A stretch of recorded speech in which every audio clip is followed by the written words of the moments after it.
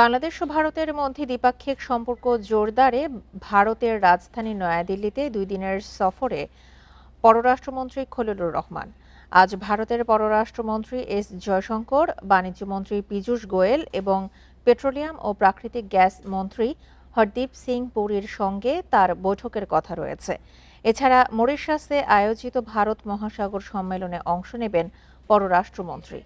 এর আগে মঙ্গলবার দিল্লির উদ্দেশ্যে ঢাকা ছাড়েন পররাষ্ট্রমন্ত্রী খলিলুর রহমান ও প্রধানমন্ত্রীর পররাষ্ট্র বিষয়ক উপদেষ্টা হুমায়ুন কবির। 200-র বেশি সার্ভিস ও ফিচারে লেনদেনের সব বিকাশ অ্যাপে সম্ভব। বাংলাদেশ ও ভারতের মধ্যকার সহযোগিতার ক্ষেত্রগুলোকে ভবিষ্যতে আরও ফলপ্রসূ ও টেকসই করার লক্ষ্যে এই সফর গুরুত্বপূর্ণ বলে মনে করছে পররাষ্ট্র মন্ত্রণালয়। পারস্পরিক শ্রদ্ধা, আস্থা ও স্বার্থের ভিত্তিতে ভারতের সাথে দ্বিপাক্ষিক সম্পর্কের স্থিতিশীলতা ও ধারাবাহিক উন্নয়ন চায় বাংলাদেশ।